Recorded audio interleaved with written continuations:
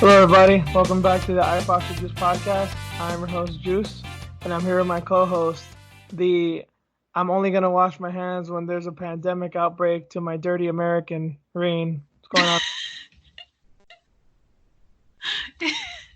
Did you see that poll or something about how men don't wash hands? Is that where you're getting this from? No, I got this from Leslie Smith. I thought I tagged you in this or sent it to you. She put a thing of, yeah, it was for men and women. It's like, oh, guys, how often do you wash your hands? And it's like all the time or only when coronavirus hit.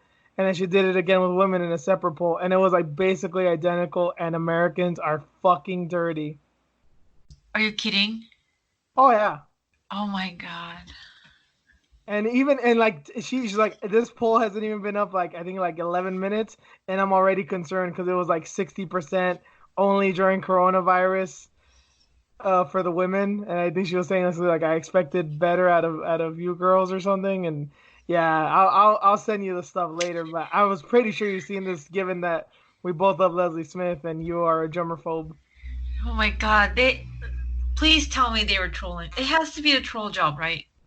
That's what people were saying, like especially with Leslie Smith because she has her haters. People are probably like fucking with her, and even people that are fans are probably just like, oh, she'll probably think this is funny. I don't know. That is obviously a possibility. You can't take this at face value, but I think it's not such a big secret that Americans are kind of dirty too.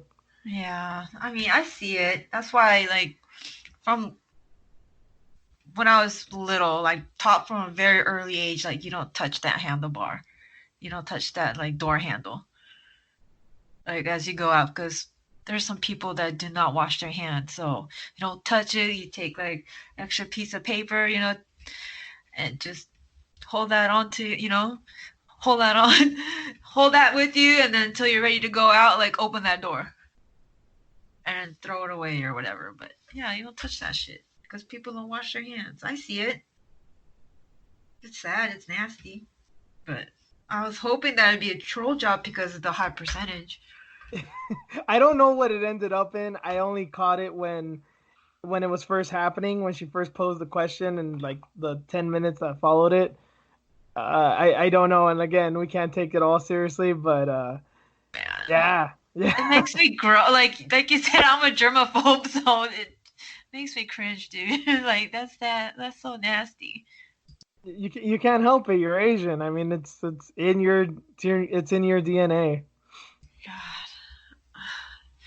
Can we talk about something else? I'm like, I need to go shower. That's funny. Remember I told you how many times I shower before I go to the gym, get off the mats, I take a shower. Like, shit, I'll be running. I'll do my cardio first, then I'll shower. Then I'll get on the mats and then shower again. Oh, shit, I did not know that. I thought you just, like a normal person, showered before you went to the gym and then showered after you left or before you left or whatever. Dude, at Holy least 3 times. You are nuts. Seriously, I'm like, get ready, whatever, shower. Then I'll do my cardio, and then after that, because I have my bag and everything with me, like my towel, like everything that I need. And then before I get on the mats, because I want to hit the treadmill, get my cardio up. At least like 30 minutes or something, and I'm sweating, my heart rate's up, and I'm moving.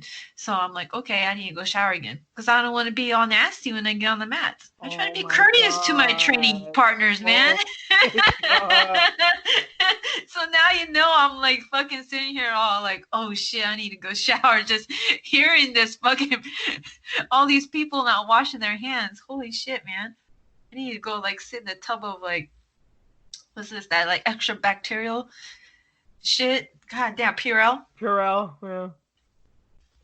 Anyways, I thought you knew what I was saying when I told you that. No, I knew you were a germaphobe.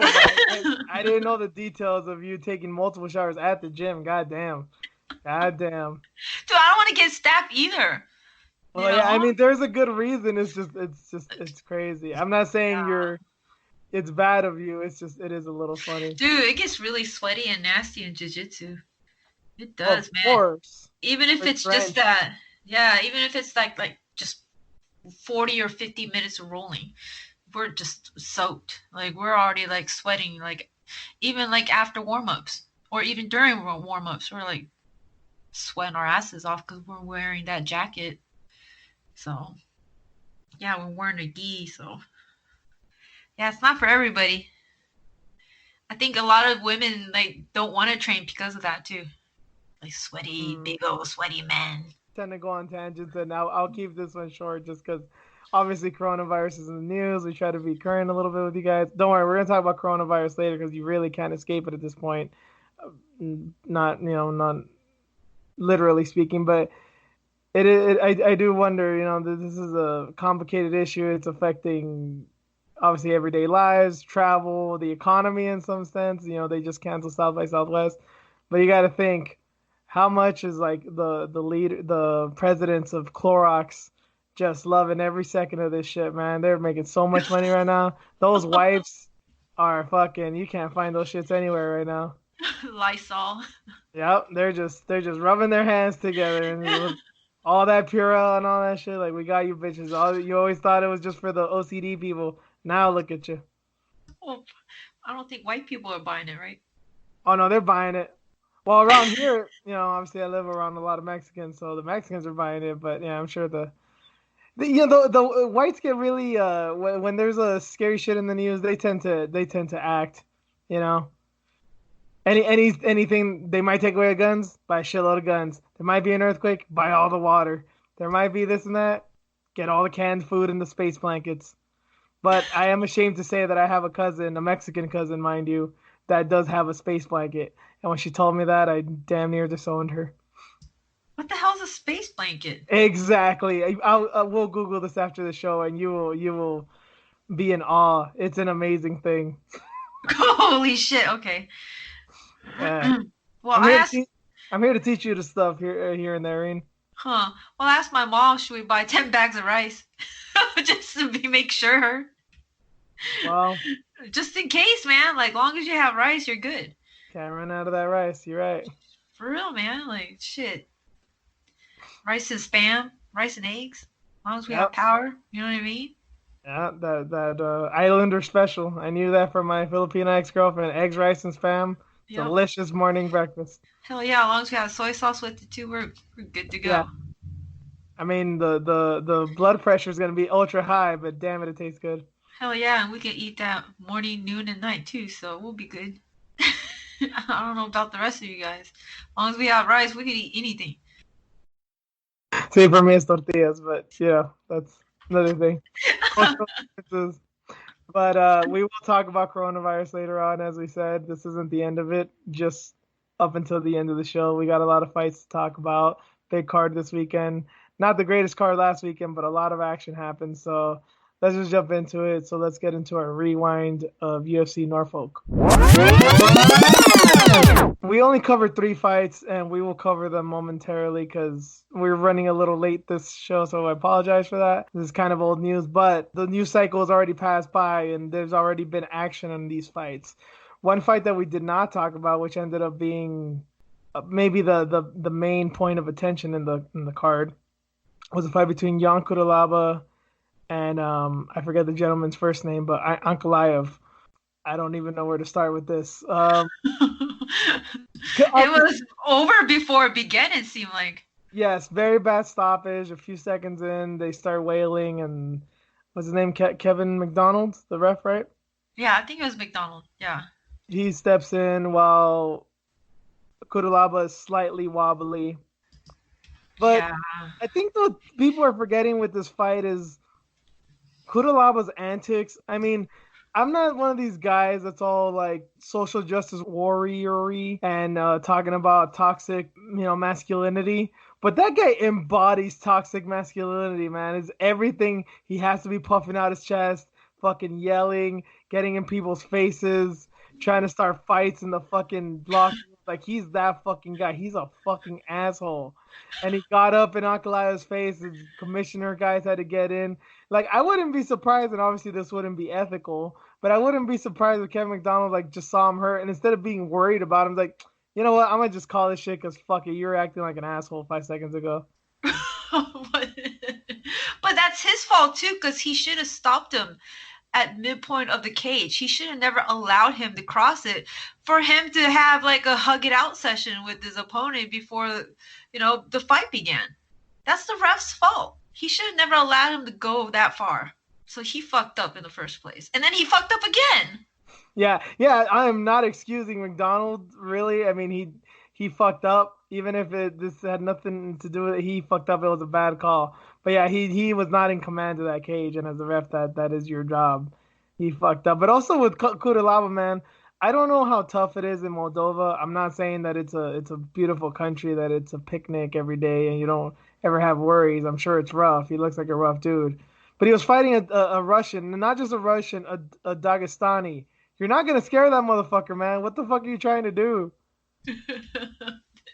It's just him. I mean, his nickname's the Hulk. Yeah, but even the Hulk's more chill than this. Well, eventually he became more chill, but still. Well, that's true. He Or got the glasses and he's all cool now. right? Like Kudalaba is not at that point at all. Like he's the Hulk. Are you guys surprised? And then his antics while he got hit. And actually, if you they did slow it down. The replay was in slow mo, and some of those shots, yeah, he blocked those kicks. He blocked those kicks, so he was fucking around. And then as soon as the fight got called, he's like, "What? No!" And then he was already there. Like he was never really out of that fight. Yeah, I'm one of these that call the fight earlier rather than later, and I can say that was a bad call. And yeah, like at least half those strikes, if not more, missed. Mm-hmm. But again, he was acting like an asshole, and I don't feel bad for him. I don't.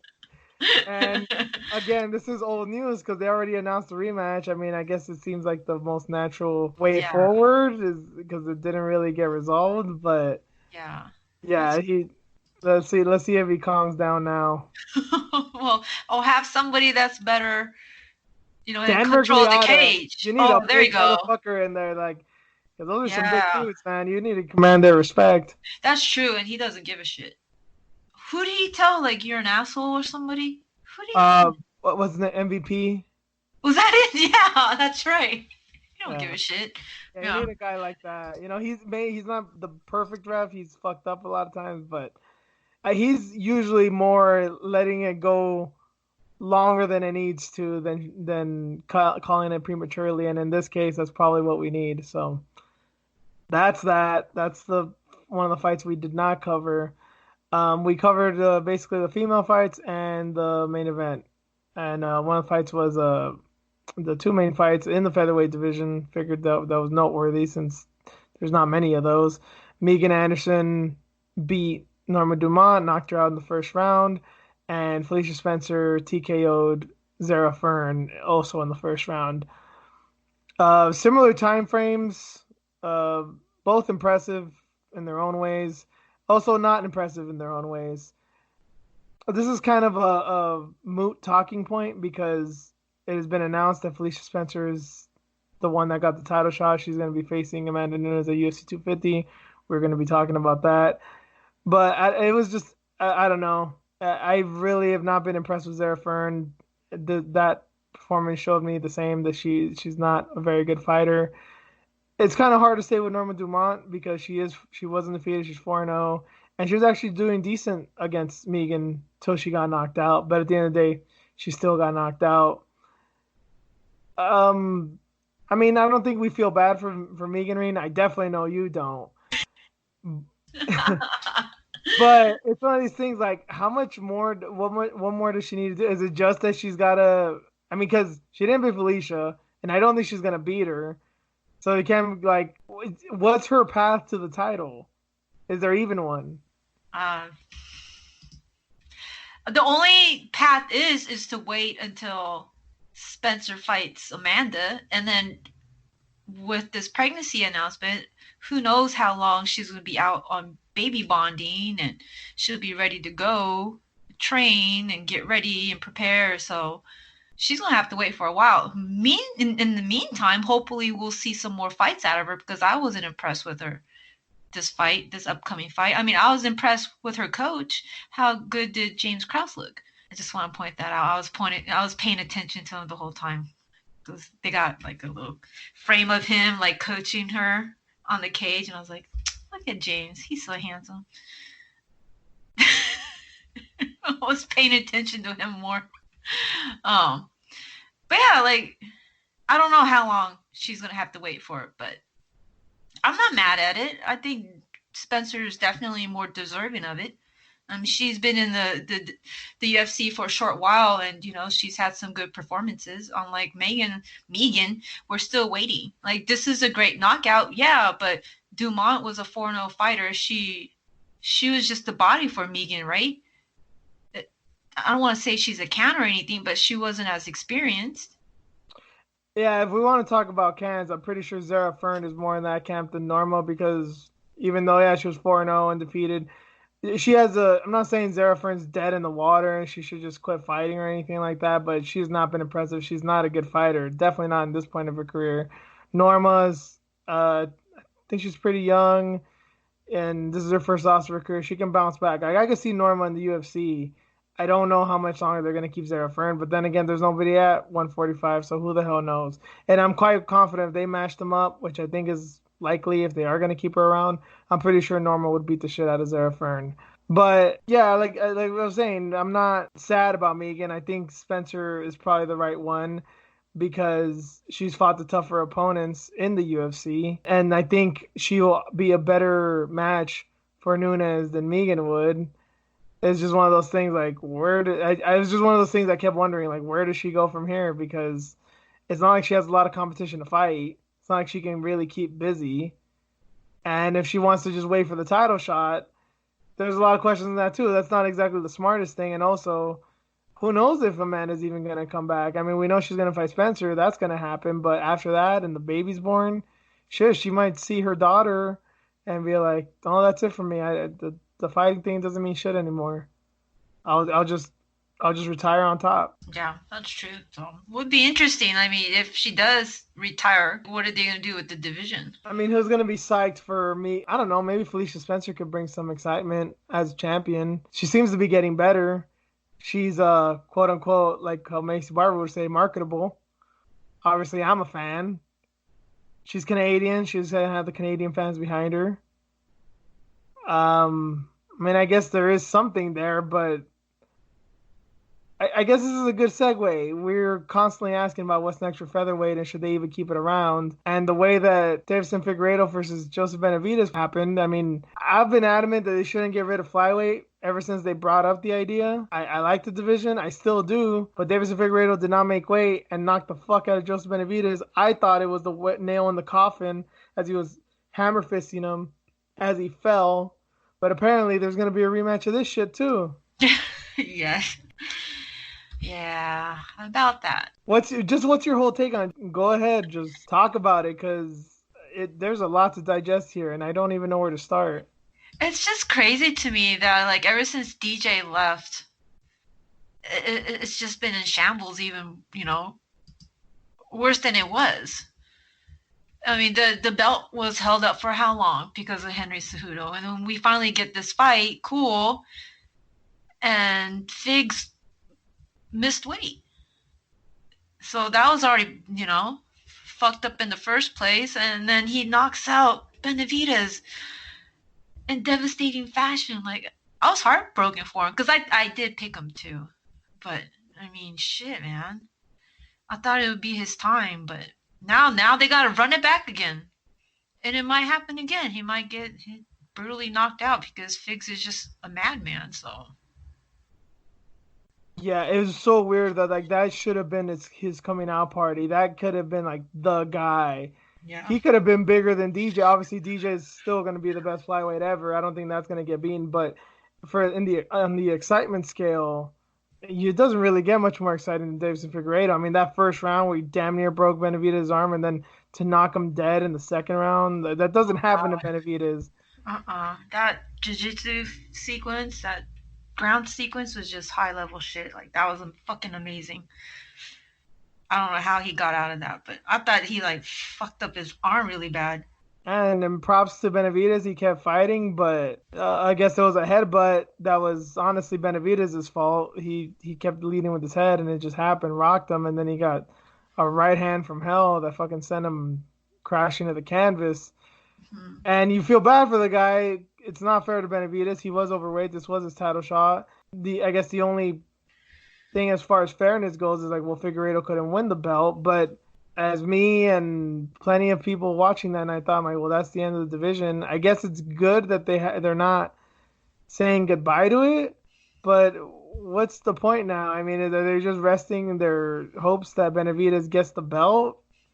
I, Yeah, I it's think either possible. way, it works. It's not really gonna work out that well. Figueredo, okay, he got the belt, he beats him again, but he didn't make weight the first time. Benavidez, he makes it, yeah, but you got knocked out by Demetrius Johnson and Figueredo, and you always, I don't know. It's crazy, man. How pissed is like Dana White though? Because he could have totally marketed that shit. Like Olivier, Benavides, using that, market the shit out of it, try to blow this up again, finally get this division going, and then no. Now we gotta have another rematch. Target Joseph Benavidez as the hardest Coldplay fan in the world.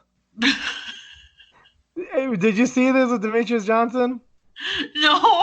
Oh, that's right. I did see that clip. They went to a Coldplay concert. Together, they ended up there together or something for some reason, and then they sat next to each other. Is that right? Yeah, yeah, just like totally by coincidence, apparently. Crazy, man. Right when they're about to fight. That yeah, fight week, and I'm not even saying this to talk shit. I've actually been to a Coldplay show. I know I'm gonna get blasted. Coldplay is an amazing fucking band. If you like them, go see them live. They're fucking amazing. It's just funny that two of the best fighters in the world went to a Coldplay concert together on the week of their fight. It's a fucking sitcom waiting to happen. Yeah, that's wild. I miss you, DJ. Yeah, I don't know. I'm not gonna. He didn't bug me for what he said. It's just I do find it funny that DJ is such a casual. Like he's like us. He like watches the fights that interest him. Oh yeah. It's just so funny because he's such a wizard. Like, oh, there's a guy who probably watches MMA all day, every day. Because how else would he get so good? He's constantly studying. He's like, nah, I just watch the fights that I like and the fighters I like. I'm like, well, okay. Yeah, well he's too busy like playing video games too. Oh yeah, there's that. Well, yeah, because he's a bit of a. He gotta make money somehow. Well, I'm sure the Singapore dollars are good right now. Isn't it crazy? I know we're like going off topic now, but like crazy how he has to like be careful on what he eats and stuff, and don't drink the water. He has to straight up like drink from the bottled water. Oh, because of the coronavirus stuff right now? Just like traveling in general because it's not as clean and as America and some of these countries he's going to. I I think he was mean, talking about like Sri Lanka or something. Like he yeah, has to be careful and the diet's gonna change and this and that. I'm like, damn, dude, and he's still fighting at a high level and dudes that are bigger than him. that is just good advice in general, especially in going to countries. A lot of these countries are third world countries. I mean, yeah, of course, Singapore is a very wealthy country, and China and Japan and some of these countries that one goes to.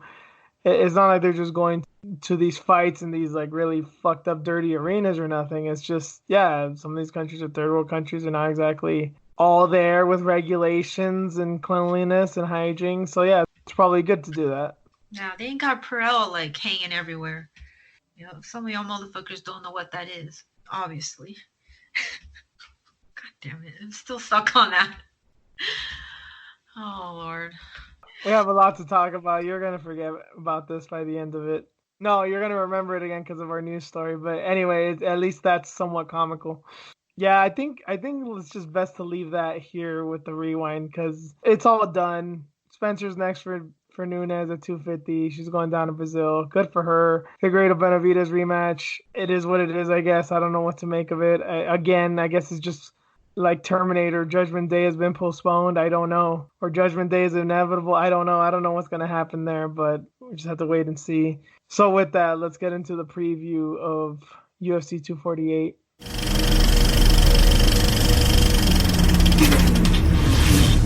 So we're gonna start on the Fight Pass portion of the prelims. First fight we wanted to cover is Emily Whitmire versus Polyana Viana, and both these girls are on thin ice, especially Viana. Whitmire I don't know. Maybe she's probably on as much thin ice as her because she didn't make weight. She blew weight by like 2 pounds.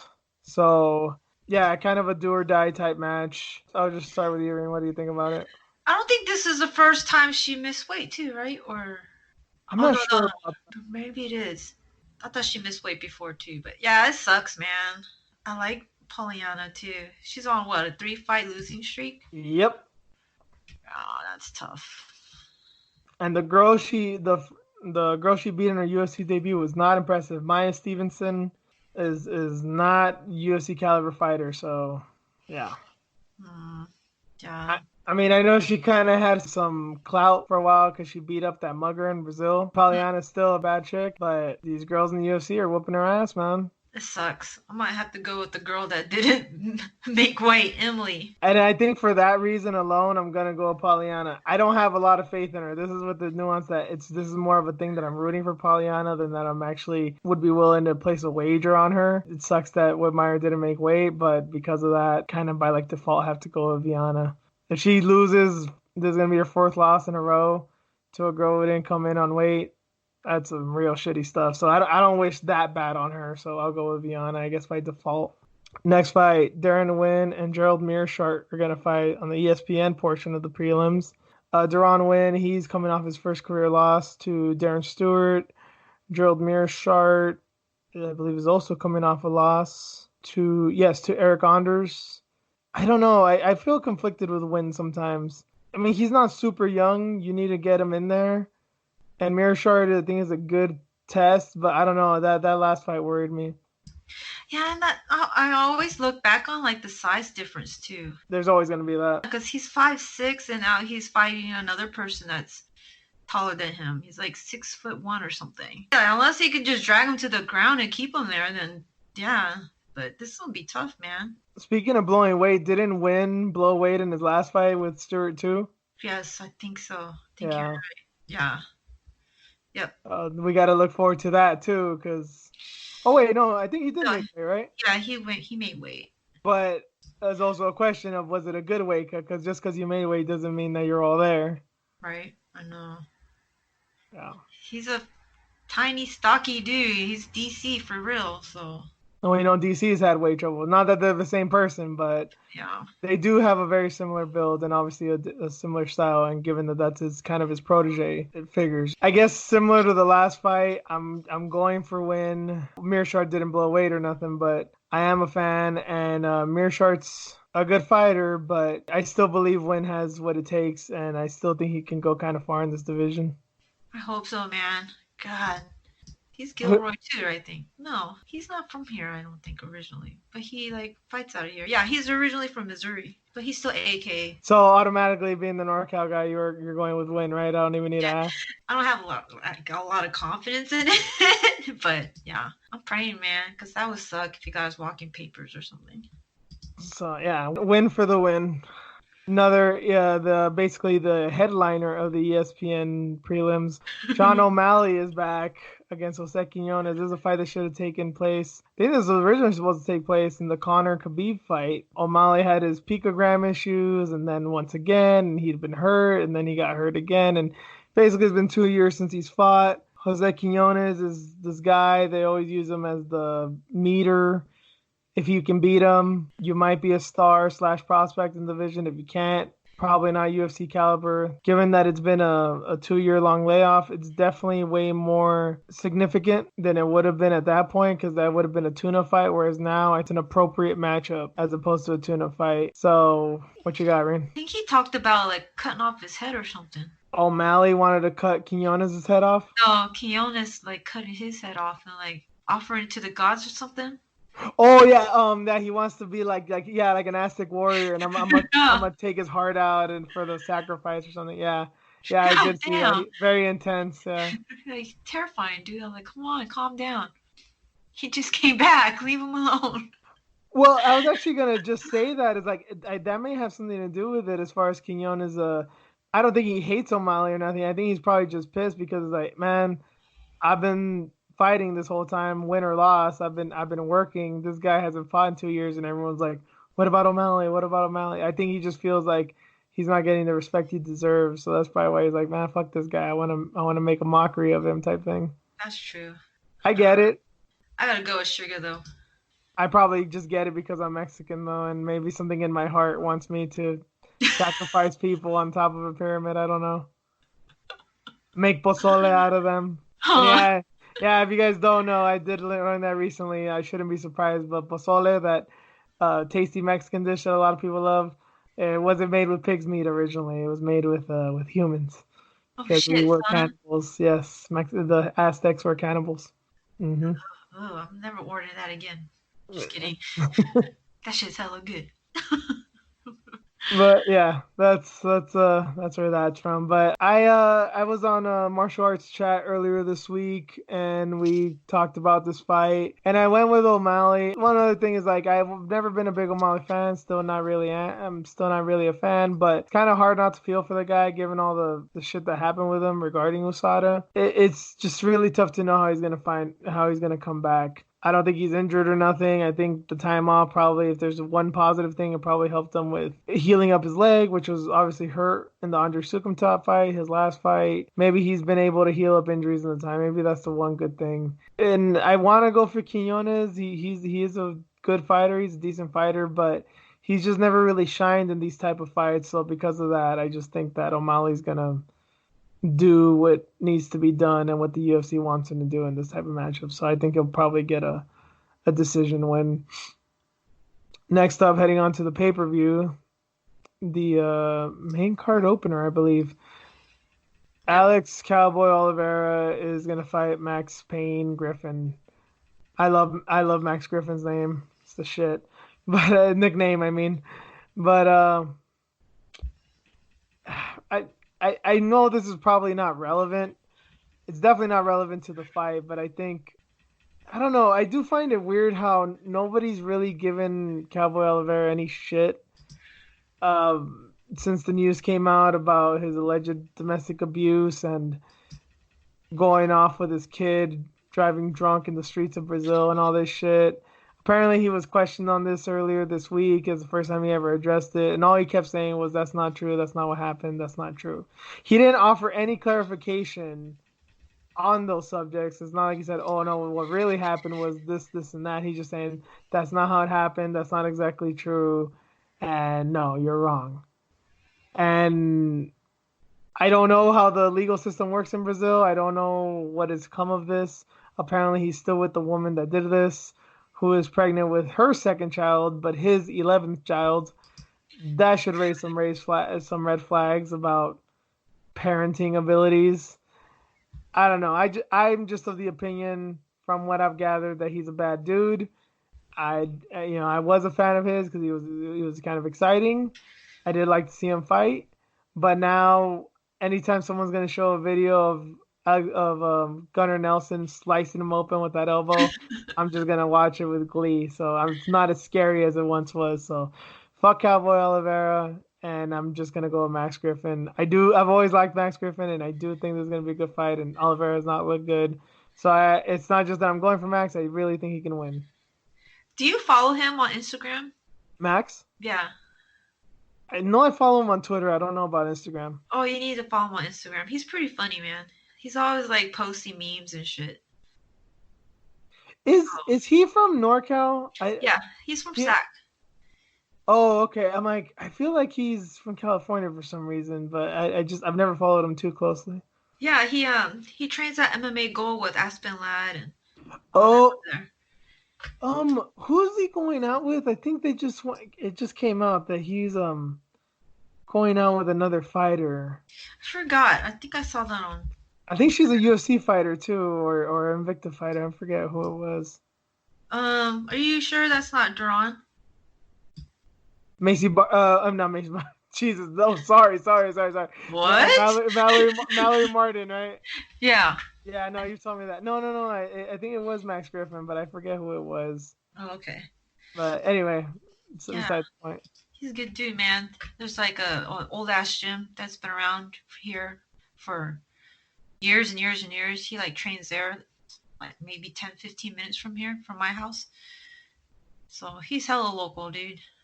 Mm. He's a local boy. He did not leave. Mm, But yeah, I love him, man. So definitely going for Max. I gotcha. like Oliveira though, but damn, man, his crazy antics and 11 kids. I can't believe he has 11 fucking kids, man. They don't have like birth control in Brazil. It's, and I mean, come on, That's a lot. we're not in the age, and obviously he's not of the one. Oh fuck, I can't afford him because that is an excuse sometimes, and actually, sadly enough, that is a legitimate excuse sometimes. Ironically, God, legitimate excuse. No, this is a guy that I want to spread my seed. That's the type of dude that he is. damn, dude, The crazy. more kids you have, the closer to God you are. That type of dude. That dude, his lifestyle. Remember, he had like a hand grenade, or somebody threw a. Wasn't he involved in an accident with the hand grenade? Yeah, And and I think Aunt Walker made a joke about this earlier, talking about the he has an 11th child on the way. He said like he spent all his money on grenades instead of condoms, and I was like, dude, good fucking callback. I totally forgot about that. But hey, priority, son. Oh my god.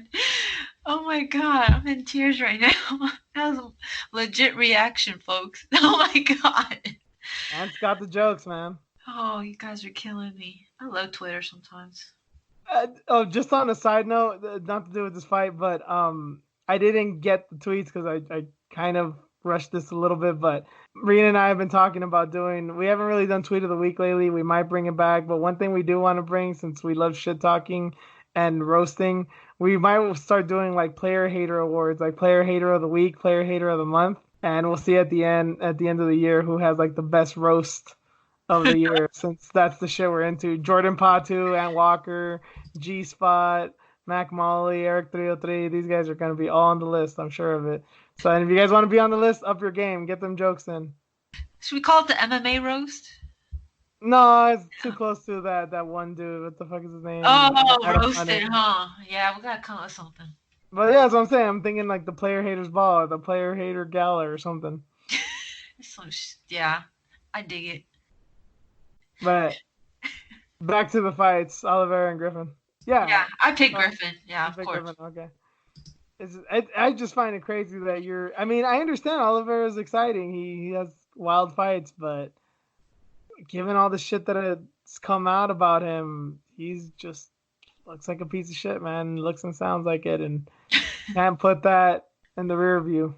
Greg Hardy's public enemy number one, and granted, he did do very terrible things. Not excusing the guy at all. He is a piece of shit, and he deserves the scorn that he gets. But Oliveira is right up there with him. I think that's just my opinion. Anyway, moving on to another fight, a really good fight.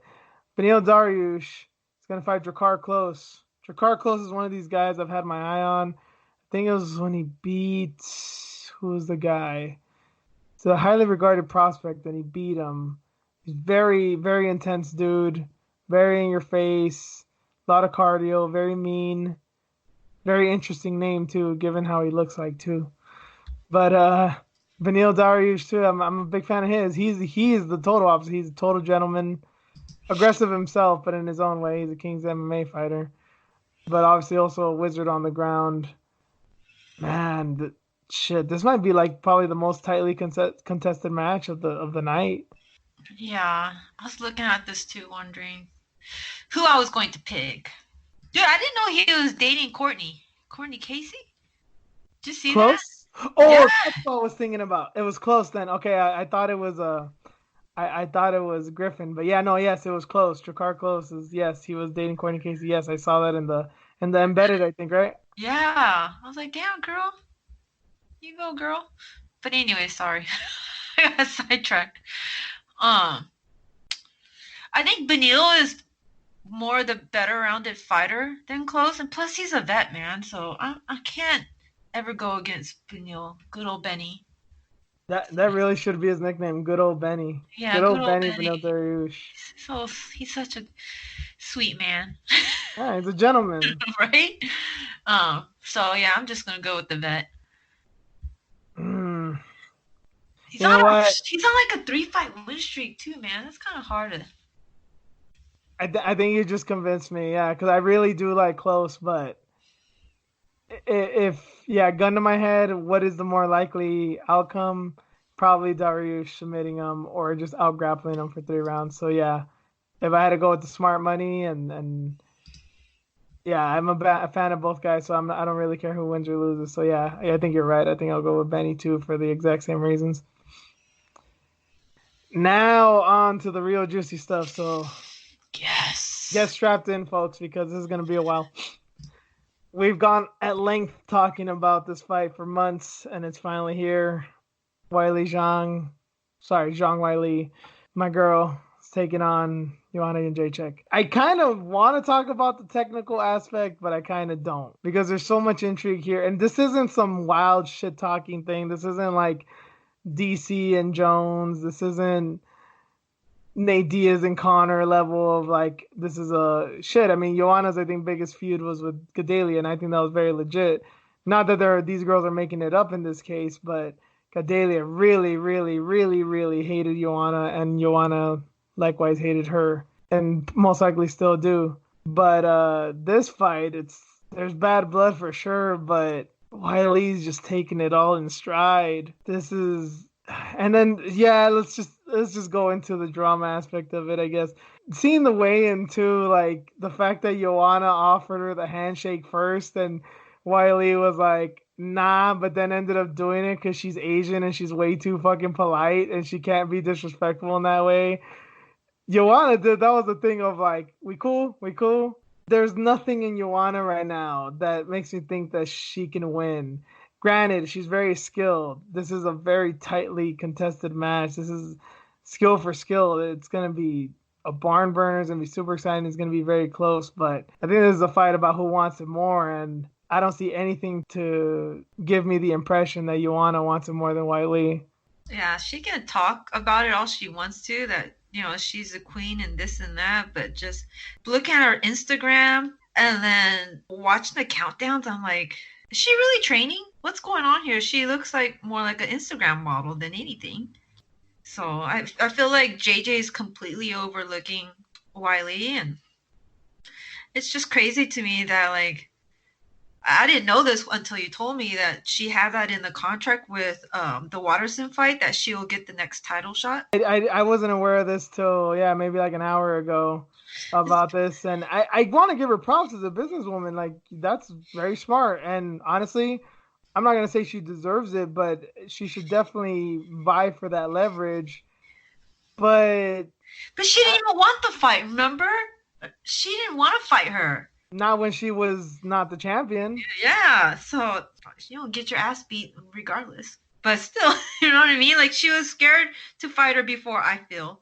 She didn't want that smoke before because she had nothing to offer her, right? Other than an ass beating. That's what I was going to say right now, too, is that I think that would have worked to her favor more. I'm not saying that Joanna would have beat her, but I think her chances would have gone drastically up because Weili is still a little young in this game. She's getting better fight by fight. So if you take on her earlier, that's a better chance of you beating her. Yeah. And, well, I don't know if she would have made it personal or not, but there's been a lot of build-up to this fight. It's very personal now. She ain't losing to you. She was saying in the countdowns and everything, even not even regarding Joanna, just to her career in general, she's like, this is life or death to me. Yep. There are all her coaches, all the people coaches are like, she doesn't shop. All she does is train. Like, she's obsessed. She's a monster. I made a comment of this on Twitter when all these videos of her open workouts came out. I've never cared for open workouts. I've never been to one. I've never really planned to go to one. I don't think you can tell much, and maybe it's Ronda Rousey fucking it up for me because she looked very impressive and that was all kind of a show. But with what Weili's been doing on the pads, Jesus Christ, she's so fast, she's so crisp, she's so powerful, she's so precise. It's beautiful the way she moves. It's Jesus. Terrifyingly beautiful the way she moves. I think people forget, too, how Joanna's very fast. She might be one of the fastest girls in the division. But compared to Weili, it's not even a competition, I don't think. Pillow hands versus, like, hands of stone. Like, she's like a Lineker. She's more of an assassin than Lineker. Lineker is just, like, all over the place and fucking Hulk smashing everybody. But Weili's got all of it. She's a true martial artist. It's crazy, man.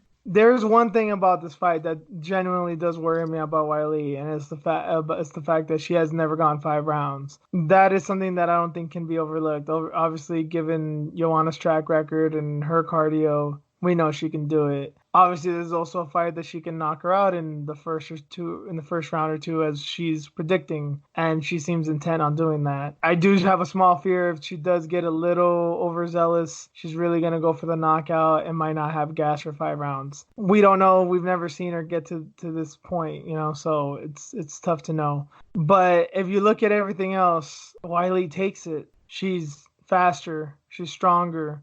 Does she have the Muay Thai experience as far as like the experience with the hands and the feet that Joanna does? No, not in that regard. But she's still a very skilled striker, and maybe even more skilled in certain instances. Grappling wise, I think she has it over Joanna too, both in the wrestling and the jiu-jitsu. Look at what she did to Jessica Aguilar. Granted, she's not who she once was, but she cut her the fuck up and submitted her. She's dangerous everywhere. And then in the clinch, I know Joanna's decent in the clinch, but I don't think she's going to stand a chance in the clinch with Weili. There's too many boxes that Weili checks that Joanna doesn't. And then to go on to the drama side of it, yeah, she's acting very childish. She's being very dumb, and Weili's just cool as a cucumber. Yep. And she had to travel to get to the States. I was so excited when they posted a picture on Instagram that she landed in the U.S. because I'm like, man, when is she going to come through? Is she going to even make it? Because she still had like that barrier to overcome. She had to be in quarantine and whatnot, and they didn't want to keep her in Thailand too long because they thought that Thailand would be in lockdown, and just everything that she went through. She's even fucking training in the hotel room while Joanna is going to a Lady Gaga concert. I'm always going to bring that up. Well, no, she went to a Heat game this week. I did see that. Oh God, and yeah, flying in a helicopter and doing all these interviews. She had like 9 interviews or something in one day, while Weili's just training and having a good time and looking at this as another fight and learning English when she's not training. God, she just does it all. It's amazing, her determination with everything. Like, she just wants to be the best at it. I don't like to shit on fans for being fans of certain people. I mean, I may make fun of Conor fans because they're zealots sometimes and they just mark out to the fullest. MMA baller status, those type of people. I mean, those people are ridiculous. Is he still around? I don't know. I haven't looked at him in a while. But what I'm trying to say is the point is, like, if you're that crazy about someone, I just think there's something wrong with you. But I generally try not to make fun of people just because you like a certain fighter. Different strokes for different folks. Mm-hmm. It's kind of weird to me that there's like crazy Joanna fans out there. I don't really get. I mean, yeah, I understand she's a good fighter, but to be like, yeah, Joanna, like, I don't know. I can understand liking watching her fight, but to like be like, she's hot. That's a whole other subject. That's not. Okay. I'm not even trying to go there. No, I mean just in the way of like. Yeah, like I'm rooting for her. That's the thing that kind of goes crazy. Like, I don't know how you can't not be inspired by Weili. Right. Everything with these countdowns. I mean, we haven't known much about her because she's barely learning English. She just won the title a few months ago, and she did it in China, so it's not like it had a lot of play over here. We're learning stuff about her little by little. But she's a personality, man. She's such a character, and she's such a hard worker, and so determined, and smart to boot. She's really is the whole package. I can't wait, bro. I'm so excited. This is the main event for me. I'm excited about Yoel and Izzy too, but this is really the main event for me. Plus, I want Weili to just knock out JJ and just shut her up and maybe send her packing. She's not going to shut up. Yeah, that's for certain. She's not going to shut up. Unless she breaks her jaw, then maybe. Like Luke Rockhold. Or Colby. Hey, Colby shut up for like a month after that, even though he says it didn't get broken. But of course he's going to say that. Oh, shit. Can you imagine if JJ came back with like a broken jaw and Colby making fun of her or something? Because they don't like each other, right? Joanna and Colby? I didn't think they liked each other. This is news to me, but Colby's just an asshole, and well, so is Joanna. But that would make sense. They wouldn't like one another. That'll make my day. Sorry. Yeah. Oh, that red dress! It will not. Oh, it just embedded in my head, man. That stupid red dress. I hate that fucking dress. Who told her to wear that fucking dress, man? She has no body and she's wearing that fucking tight ass red dress. And all I see was titties. That's all I saw was titties. Some of y'all think she's hot. I don't understand that. I'm not even gonna comment on that. Sorry, I totally wanted to different direction with her. No, it's fine. We're talking about her. I don't care for Joanna. I haven't cared about her since the Rose fight. Yeah. That was one of the best moments in UFC history to me, is seeing her get knocked out by Rose. God. And I really think it's going to be a repeat of that, but even worse. The question to me is, I don't know if it's going to happen in the first or second round, because that's like my gut feeling. Well, Weili wants to break her own record, so that would be fucking amazing if she did it. What was it with Andrade? 44 seconds? 42 seconds? Was it 48? It was in the 40s. It was something. 40-something, yeah. Yeah. So it'd be amazing if she did get it done. Send the Instagram model packet. I am a little disappointed in Weili about something, though. I mean, especially with the weigh-ins and the face downs. She didn't do what I told her, man. She didn't cough in her face. Oh, I was gonna say, like, why just shake her hand? She doesn't wash it. She's a white girl. She doesn't wash hands. Obviously. Well, she's not American, but. Oh, she lives here now, so. Okay, so she's American. She's getting there. No, Weili, don't wash her hands. I hope she washed her hands afterwards. Oh, no, Weili, I'm sure she did, because Joanna's a trickster. She'll do some shady shit, I'm sure. Huh. Actually, I don't know if you've been on Twittering, but shit, this is actually... What?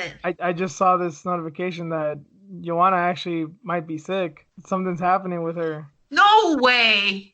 Yeah, she has this thing, and they're saying that it might be called a Belvedere virus, and for some reason it makes you very racist towards Asian people. I don't know. I hear that she's in the hospital, telling Dana, Dana, can we make her come out to chopsticks? No, Joanna. Okay, how about kung fu fighting? Crazy. Obviously, joking. But yeah, I still did want her to do that. Yeah, the whole handshake thing was it was amusing to me, but yeah, this is gonna be some shit right here. I love it. Finally, it's here. Can't wait. It doesn't need to be said, but in this case, I will speak for you, because yes, You already know, man. We're all going Weili. I really do think it'll be a first or second round finish. I can see it going the distance too, because I don't take Joanna's skills for granted. I just think Weili is that determined that she can do it. But I think even if it does go the distance, I think it may be kind of like a John Jones, Dominic Reyes thing, that even if she does start to gas out, or she has problems in the later rounds, she can do enough in the beginning rounds to really fuck up Joanna. Because that's kind of how the Rose fight played out too. Rose did really good in the first round or two, and then she won the fifth. I can see Weili doing something like that if it does go to a decision. The thing is also, people talk about, the Rose fight was close and she may have won that. At the end of the day, she didn't win it. But aside from that, Rose almost knocked her out in the first round of that one too. People forget about that. I'm not saying Joanna's chinny and she's done, but your chin doesn't get better, especially with all the fights she's been doing. Yeah, Shevchenko didn't hurt her, but she also fought Shevchenko in that time too. So she's got some miles on there and punching a lot of holes in that ticket already. Yeah. Plus, Weili's mom, she's not playing with her, man. She doesn't come home with the belt. She's not allowed in the house. That's the way it's gonna be. So she needs to just win this fight so she can go back home, go see her mama and her dog. She has a dog? She has a big-ass dog. She has a dog named Fedor. Oh, that's right, Fedor. I forgot what the dog looks like, but yeah, I forgot that she named it Fedor, yeah.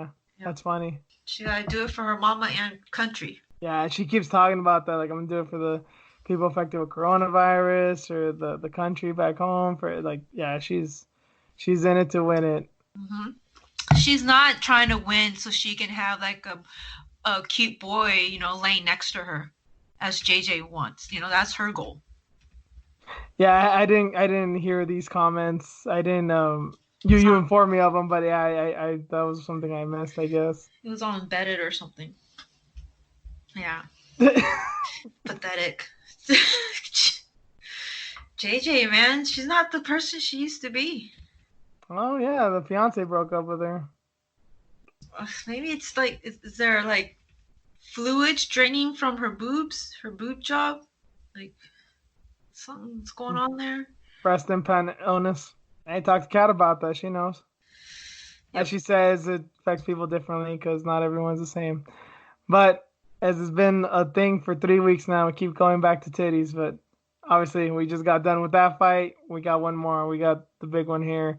Yoel Romero and Israel Adesanya. As we said a few months ago, well, me in particular, a few months ago, I wasn't all on board with this because Yoel's record as of late, not winning the fight against Costa, even though a lot of people did. I kind of thought he didn't win the fight. I know I'm in the minority there, but regardless, this is a really good fight. It always has been. I just wasn't on board with it because of meritocracy and me going against my own self and realizing this is a fucking shit show sometimes. I didn't want to accept it. Now I'm fully on board. I do just find it so crazy, though, that Adesanya is getting a lot of shine. He's gotten the cover of ESPN. He's getting all these stories and videos on him, and he's the man right now.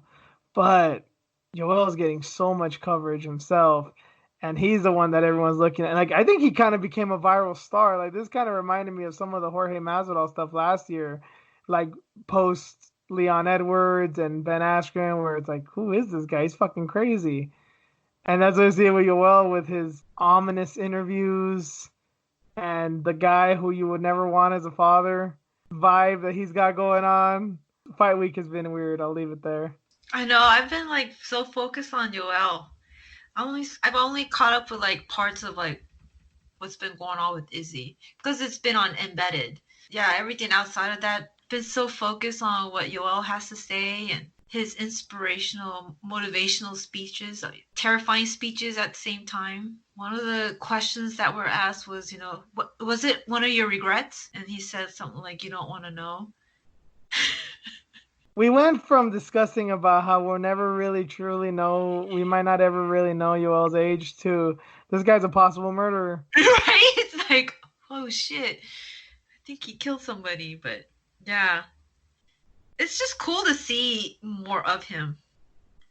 So, yeah. The weird thing that he does where randomly he pretends to not know English. Right? I find it so funny that nobody talks about that. It's like he went on this whole speech to being inspirational. You can do anything, speaking very good English. Yeah. And then all of a sudden, he doesn't speak it anymore. Everything's possible.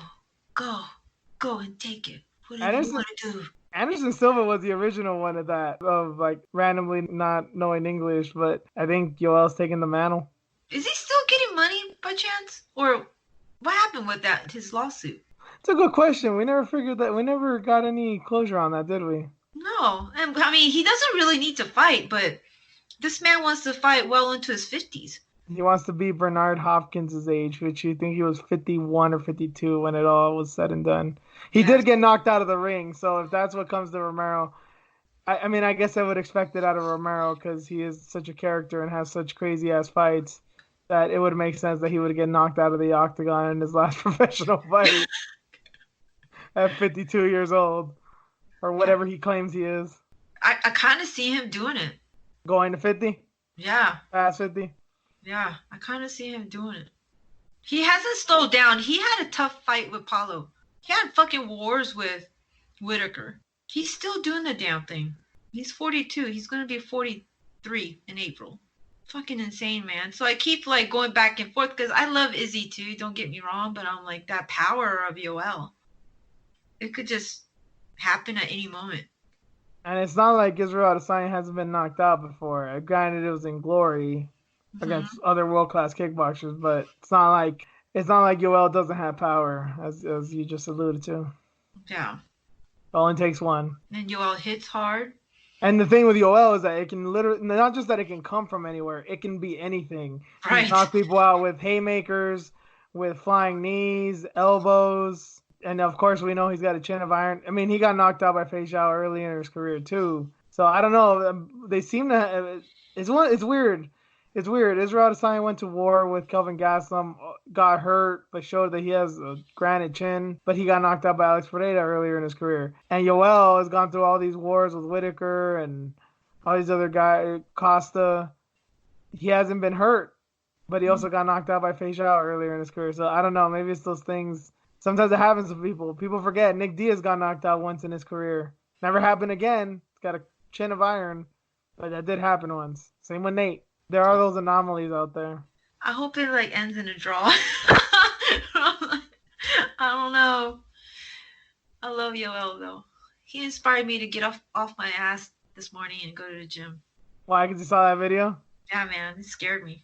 Yeah. When he started whispering, I was like, "Fuck, I gotta go." Bye.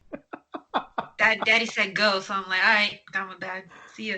If there was only like an MMA power couple, if like Marion Renault, it's funny because they're both in their 40s, like Marion Renault and Yoel Romero could reproduce, they would Oh have the God, most well-behaved children of all time. fucking beasts, little mini beasts. You best believe they will never talk back, and best believe they will be world-class athletes. I don't know. But what are your thoughts on him? You're gonna pick Izzy, right? Yeah, Izzy's my guy. Izzy's really is one of my favorite fighters right now. As I've kind of said before, he's up there with Max Holloway, Condit, all these dudes that I love. He's really up there for me. You know, we were talking a lot about Weili earlier. She's up there with me too. So this is a banger of a card to me because literally maybe of my top 5 favorite fighters, 2 of them are on here. This is gonna be nuts. I am going with Izzy. It's just one of those things I can't really trust Romero. You can never really expect something out of a Yoel Romero fight because yeah, he's had quick finishes, late finishes, wars, sometimes where he rarely does just wrestle people, but we know he's capable of it. The Brad Tavares fight was kind of like that. Mm-hmm. He's so unpredictable, but in the same light, so is Izzy. Izzy's can knock you out with anything as well, and he's always just in the zone. He's always just feeling himself. Halfway into the fight, sometimes he just says "fuck it" and he just starts doing what he wants, and it ends up even being more spectacular than what he would have planned. Like very Anderson Silva-esque in that sense. You always got the feeling with Silva that he wasn't really thinking too much about his fights until he got in there, and that's kind of what I get out of Israel, and that's just really tough to plan for. I think the fight's just gonna be nothing but chaos, but I know Yoel's a freak of nature, but I don't know. Science is still there. I mean, this is a 30-year-old guy going up against a 42-year-old dude who technically lost his last fight. Has been in a lot of wars. I understand why you could pick him around because he's got power and Izzy has been knocked out before. But Adesanya, again, from what I said in my appearance on the Martial Arts Chat podcast, he asked for this fight. Nobody asked for Romero. Izzy asked for this fight. Of course, you can say be careful what you wish for, especially if he loses. That's what everyone's going to say. But he wouldn't ask for this fight. He didn't think he could win. And he's saying this is for my legacy. And this is probably the craziest thing that Izzy said all week. He said, I'm not fighting for title defenses. I'm not fighting for names. I'm not fighting for just these records. He's like, I want iconic moments. He's focusing to make his career like a highlight reel, not just of knockouts, of good performances, of crazy walkouts, of post-fight celebrations. He just wants it to be like a goddamn movie. And that's a crazy way to look at it. That's not something I could do, but he's an artist. He has that artistic mind. He's also a badass, but he's a very artistic guy. And that's why he dances as well as he does. That's why he fights as well as he does, because he sees it all like he's painting a masterpiece. And every fighter is just a piece, is just another color, another shade in his palette. Damn. I don't know where the fuck that came from. No, I know. I'm like, damn, that was deep. I look at Izzy and it's like he's a very special guy. He's a very special guy, and I'm not picking him just because of that. I think it's because he is a very smart and dedicated martial artist, but there's just something about him. He sees things that the normal person and shit, even the normal fighter doesn't see. Right. I get you, man. I'm just going to go with opposite, though. It's fine. It's fine. I mean, I'm not going to be mad if you all win. I'm going to be a little sad, but it's going to be crazy. And I think with the way that the fight play out, it'll probably be like a rematch soon, too. Because we're going to demand it, not so much because, oh, that wasn't fair, that didn't work out right. Like, it's going to be just a hell of a fight.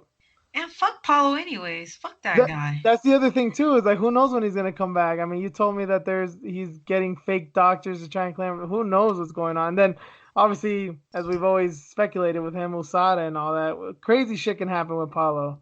Like I feel like his days are numbered, and not exactly just in the fighting sense that someone's gonna beat him up. Like I think there's a lot of fuckery going on with him. Yeah, something's off with that dude. No, Karma's gonna get him. I think. I just don't understand his antics. Like he's gonna get mad at Izzy for making comments about the Twin Towers, but yet you're gonna sit here and falsify documents. Like you're just a piece of shit. Like I mean, Izzy made a mistake, and he apologized to media for it, and we haven't heard a peep from Paulo regarding this allegation. But at least the guy's an American patriot, Rian. At least he stands up for what's right. Oh, okay. Yeah. That's what matters to some people. For cheers and clout and shit. Trying to make himself look good, but he's falsifying documents. Okay. Yeah, we'll see how this all turns out, because I was totally unaware of this until a few hours ago. So that's definitely, I'm gonna keep an eye out for. But that does it for the preview of UFC 248. Let's get into some headlines.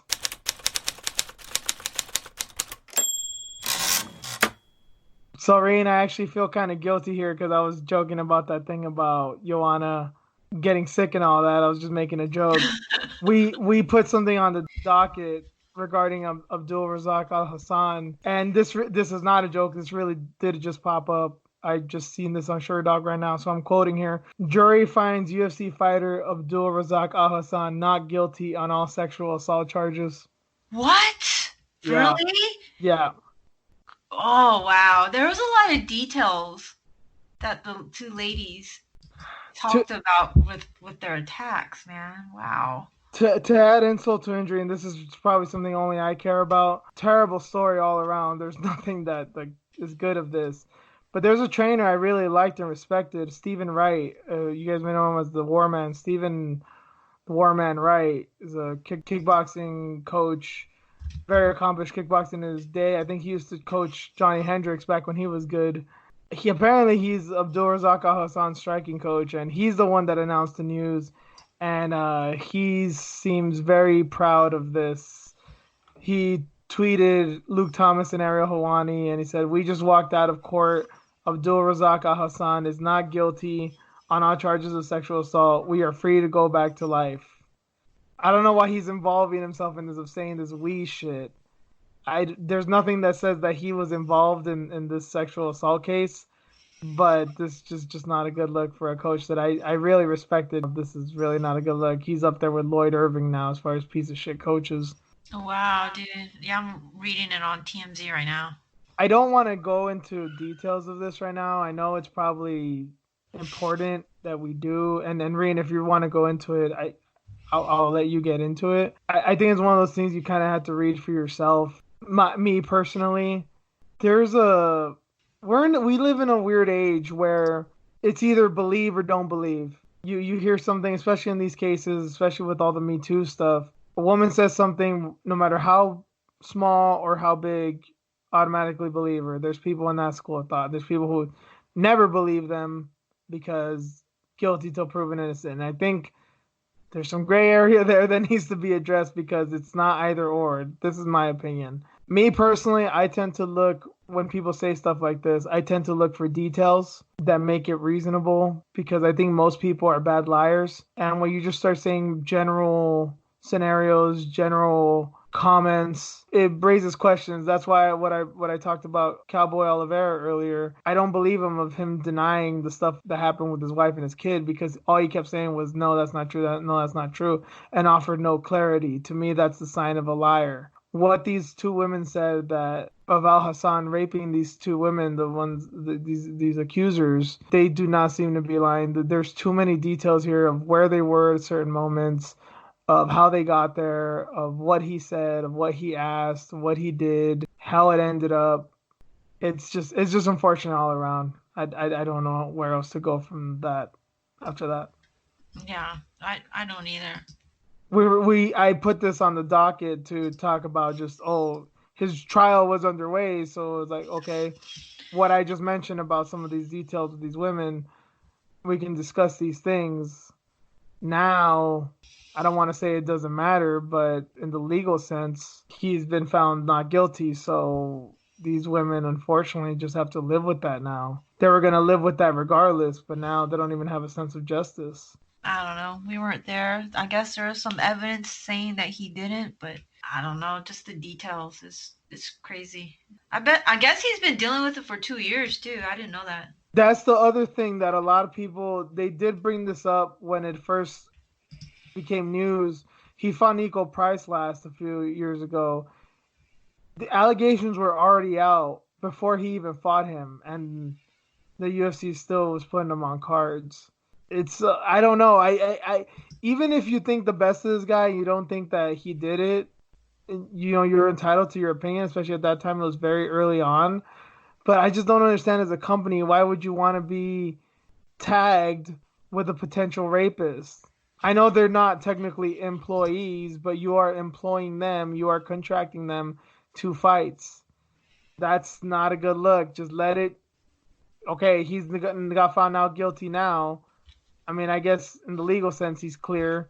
They want to do that, go ahead. At least they have that excuse. But back then, who the fuck knows? Yeah, yeah. Starting off with some really bad news there. I mean, it, I'm very sorry for these women, and UFC is gonna do what the UFC does, unfortunately. And as Yeah. we say, when these type of stories come out, we don't want to talk about them, but it's necessary because it is a shit show. It is fucked up. It is a circus, and there's some really evil people in the sport on the promotional side and on the competing side. So it needs to be said, unfortunately, here and there. In other lighter news, former UFC fighter Olivier Aubin Mercier has signed with the PFL. I didn't even know this dude got cut. I was gonna say the same thing. I It's had it's no idea. it's weird. I didn't really looked at his record as of late, but I just found it not that he was this world beater that was gonna set the world on fire. I just found it interesting that they cut him because he's French Canadian, and ever since GSP left, you got to fill in that French Canadian market. True, true. But and he's fought some really like hard competition. Yeah, he's a tough dude. Remember when he had that powerful stash going on too? Oh God, yeah. Uh, Hmm. I don't forget that about him. Weirdly enough, don't remember who he fought last. Didn't know that he got cut, but I do remember that mustache. Yeah, beautiful. Um, crazy. He's a good-looking guy, Ryan. Yeah, he's Yeah. cute, man. Yeah, and Okay. that stash was magnificent too. I've noticed now you like the big mustaches. You're a classic girl. I'm old school, man. Um, You are. yeah, that's crazy though. I had no idea that he got cut. No idea. I know he was like, yeah, he was on like a 3-fight losing streak there, but again, they're all tough dudes. He was just on a bad streak there. But he's fought some good fighters before. But man, good for him if he signed with the PFL because now he has an opportunity to what win $1 million. Hmm.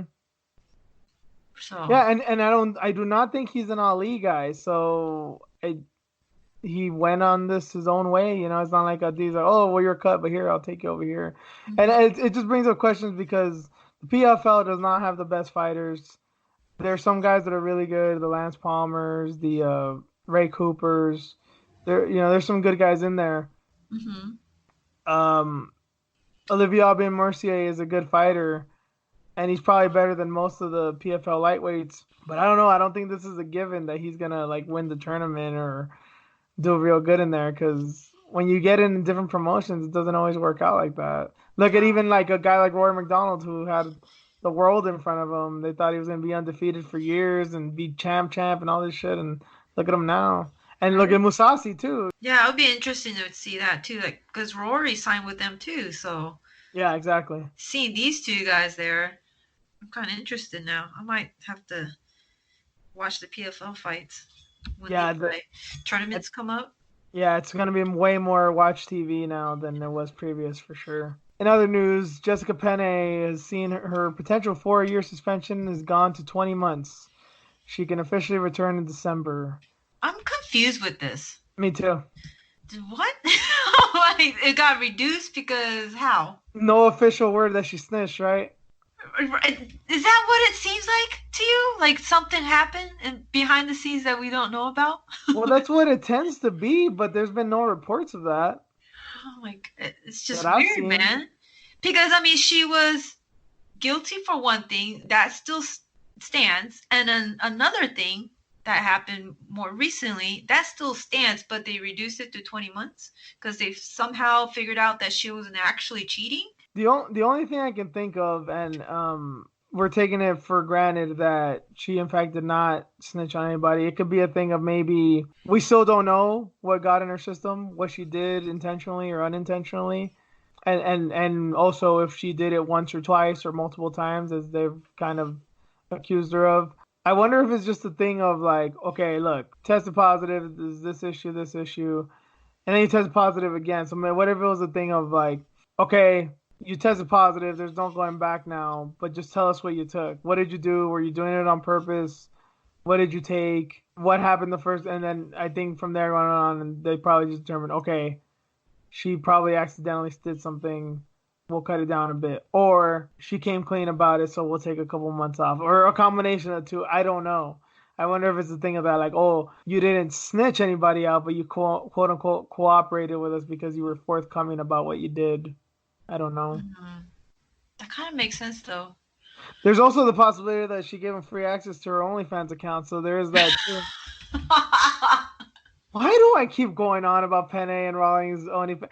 I guess it's just so nutty to me. It's like, I don't know.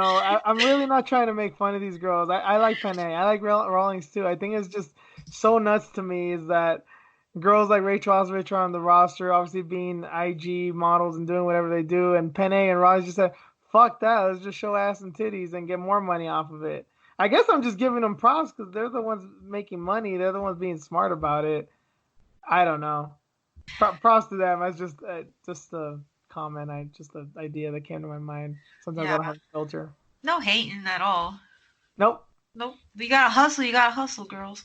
I mean, Mm-hmm. if that's the way you can like, not work like an 8 to 5 job, 9 to 5 job, cool, man, and still go to training. Make sure you got food on the table. I think Beck has like 2 kids anyway, so she Mm-hmm. has like mouths to feed. Some more power to her, and she travels because I think her boys are still in Australia, right? She still lives out there, I think so. Yeah. so that's And hard, she man. trains in San Diego. So yeah. Yep. So do what you got to do, man. Mm-hmm. But yeah, out of those girls too, Angie Hill, she just got a new contract with the UFC. Did you see that? Think I did. Yeah. She's Well, becoming like really like one of my favorites now. I love she's like a cult hero. She's like kind of like what Jorge Masvidal was a few years ago. Like the hardcores love them. No one else really knows her. them, Yeah, but she's the shit, and yeah, she's getting to that level. I think. bro, I'm getting like mushy over her. Every time she tweets something, I just want to like tweet hearts at her or something. Like I like her that much, man. She's a cool girl. I dig Cool her, girl. man. I want to hang out with her. She's a You little know, crazy too, but that's why I dig her. Like I want to hang out with her. I don't hang out with a lot of girls. I yeah. can't stand girls, but she sounds like she's gonna be a lot of fun to kick it with. I know Plus, the she play games. I know the Zhang Weili stuff is kind of the talk is kind of done. We already talked about the card, but in one of the embeddeds before the media conference, she kind of put her hands out like she was gonna touch Joanna's titties. That's the kind of stuff I was talking about her being a character, and the first thing I thought when I saw that, I'm like, if anything ever happens with a top coming down or whatever, intentionally, unintentionally, it's just gonna be the Angie Hill thing. She Angie Hilled her. She tried to fucking take her clothes off for the clout, you know? Angie Hilder. I think she tweeted something earlier this week. She's like, "Who wants to see a titty pop out or something like that?" Oh my god. Yeah. Who do you want to? Who do you want me to Who's fight gonna be next or my something? victim? Yup. I was Was cracking Rachel up. the number one pick? She's a fighter. Oh, for the show. Sorry. Yes, she's a fighter. I'm sorry. Excuse me. I don't want all the white knights like. Did I just say white? No, they are dying little by little. Huh. Not much to worry about there. Anyway, though, final thoughts on the Penne thing. I mean, where do we go from here? Good for her, I guess. I mean, is she really gonna come back and fight? Who How knows? old is she? She's 33, 34? Ah, man, I don't Because I remember. know that was a big thing of like, if I get suspended for 4 years, by the time I come back, I'm gonna be like 39 or something. Dude, she needs to start watching Yoel's videos then. Uh, well, Inspirational videos then. I don't know what she can do about that regarding USADA though. She's 37. Ah, okay. Yeah, she just turned 37.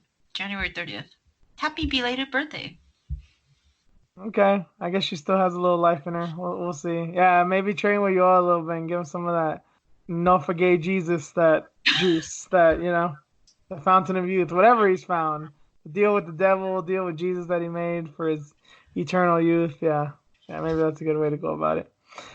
Speaking of drug stuff, I feel like a lawsuit is probably coming our way because of the name and thumbnail for the last podcast regarding Tito Ortiz and possible PED use. His no contest of Alberto Del Rio has now been reinstated, so he did win that fight, and there was no fuckery according to the Texas Commission, the Texas Department of Licensing and Regulation. What the actual fuck, man? They I, fucked me. They fucked me. I well, gotta they. live with this shit now. I look like a goddamn fool. I look like an asshole. I mean, I well, am an asshole, but now it's on paper. well, Now it's out there. Tito's too focused on Trump and having him reelected. So hopefully he don't care about our little post there. But Or maybe was that a thing of okay, yeah, maybe did something shady, but then with the election heating up, it's like, well, here's a Trump supporter. We are in Texas. Fuck it. Just cross it dude, out. Take the I eraser to it. now that you mention it, maybe because they still haven't looked into James Krause's fight, right? No. Then that was something that they should have actually looked into, but no, they were looking into this and it got overturned with no explanation. Fuckery, dude. Just Texas, man. Texas. If And you get we're gonna talk about a fight later on. They're coming back. They're going back in a few months too. So we're gonna have a lot of fun in a few months. Come here. oh god. Yep. When So they go to Texas and New York, I just don't get nervous. yeah, Not yeah, a turn on for me whatsoever. yeah. Moving on. Kazakh fighter Mariya Agipova has been signed to the UFC. So we mentioned last week that they're making their debut in Kazakhstan. We're going to talk about that shortly too in the matchup segment of potential fights there. And this is one girl that I thought that they would sign because of that, because she is a Kazakh fighter. She's super exciting and also a hell of a character. She's got a big chest tattoo, fucking gauges. She looks like she should be like in a 2000s new metal concert. Like she seems like a chick that would be in the fucking mosh pit. She's just a crazy ass um Eastern European girl with a crazy fighting style. But yeah, she's been signed to the UFC. We mentioned this last week, Rain, that she was one of the few Kazakh fighters I knew. That she was very exciting, and I wonder if they're gonna sign her. And turns out they did. You're really gonna have to see more of this girl. I mean, I've only seen a handful of her fights, Mm-hmm. and I know you probably only seen a few highlights, but man, she's very, very exciting. It's kind of hard to even compare her to someone else because she's just so aggressive. Like honestly, she's kind of in like the Leslie Smith school of fighting. Like if I had to compare her with anybody, it's probably Leslie Smith because she's just that wild. This is interesting. I guess she was supposed to have a fight this in February, but it was Yes, canceled due she's to an gonna fight in accident. the Invicta card that's happening right now as we speak. Yeah, but she had an accident, got pulled. I was very sad about that because I really liked her, but hopefully, I'm just worried that because of that, I wonder if she's not too beat up, if she'll be able to come back in time. Hopefully, she doesn't rush this debut. Yeah. Cool, man. I'm gonna have to look into her more then. hmm And if you guys don't know who she is, yeah, look into her. Her name is Mariya Agipova, Mariyagipova. Oh, there you go. Um, One last bit of headline news: Juliana Pena has been injured. The Aspen Ladd fight that she had is now scratched from the UFC Columbus card that was going to happen at the end of March. Undisclosed reason, no reason was given other than that, just some vague injury. And Well, Aspen Ladd, I mean, she fought in December. It's not like she hasn't fought in a long time, but she's a top contender in the division, and she can't seem to get fights. Mm-mm. Kind of feel bad for her, you know. And then with Pena, may not be the biggest Pena fan, but she was coming back from having a baby. She beat Nico Montano, looked to be right back on the wagon, but fortunately, this happens to her. Well, I think now that this fight fell through, maybe she needs to be introduced to Holly Holm. Lad, Yeah. you really want that fight, huh? I mean, it should have happened before, and I it know. didn't. And then, That yeah, was that was supposed to be a hell of a fight too. That was one of those fights where I'm like, ooh, this is gonna be interesting. yeah. But now that I think about it, it's gonna be one of those fights that I might have to watch in the replay, and I have to watch at home, and I have to put it on mute because I'm at to deal with Matt. There's always the Holly Holm key eyes, which I'm not like that hateful of, but there's also Aspen Ladd's ground and pound, so it's just gonna be key eyeing for 15 minutes. That's true. Yes. Well, in Aspen Ladd's case, she like yelps, so it's gonna be yeah, there's gonna be dogs outside howling and shit while that fight's going on. Yeah, she should fight like Holly because that fight should have happened, or Aldana. That would be another fight. Well, you'd mentioned Holm and Aldana, which I think is a good fight. Ladd and Aldana is not a bad substitute though, But because she they has to are the fight top girls. somebody. They are Yeah. the top girls, yeah. All the girls right now are on the top five Hmm. that I mentioned, so interesting. Huh. Juliana, man, what the fuck? She'd been off for a while, obviously, having the kid, Yeah. never easy. I don't know. Shit happens. I have no idea what it can be. Hopefully, it's not an USADA thing, you Hmm. know. But if it is just a legit injury, who the hell knows? It sucks. While That's she's why I always give Sarah McMahon so much credit. She's had like I don't know how many kids, and she keeps coming back. You know. yeah, she's holding up that like number four spot. She's been like a top five, I think, for the longest time. Yeah, she was one of the top contenders. Lost to Shevchenko. That's when she had the baby. She came back, beat Montano, got back into it, and now she's just kind of in limbo. You're right. That does it for headlines. Let's get into the matchup segment. And we have some women's boxing news to start it up. Katie Taylor and Amanda Serrano has been signed. It is official. It's going to happen on May 2nd. It's on the undercard of the White Povetkin card in Manchester. I don't know if this is going to be the co-main event or just hopefully it's not a prelim. This is a gigantic fight. But I don't know. I wish I knew more about Amanda Serrano. In fact, other than that, she's kind of a nasty person. But I've always been a fan of Katie Taylor, and I understand that Serrano is a pretty good boxer. I've seen her fight with Heather Hardy, and that's kind of all I've seen. But man, I think Taylor's gonna take this one, but I'm gonna have to look into it more. Yeah. Fun fight. It should be a fun fight. She was Serrano was actually preparing for an MMA fight, but that actually fell through. And So then then she took this.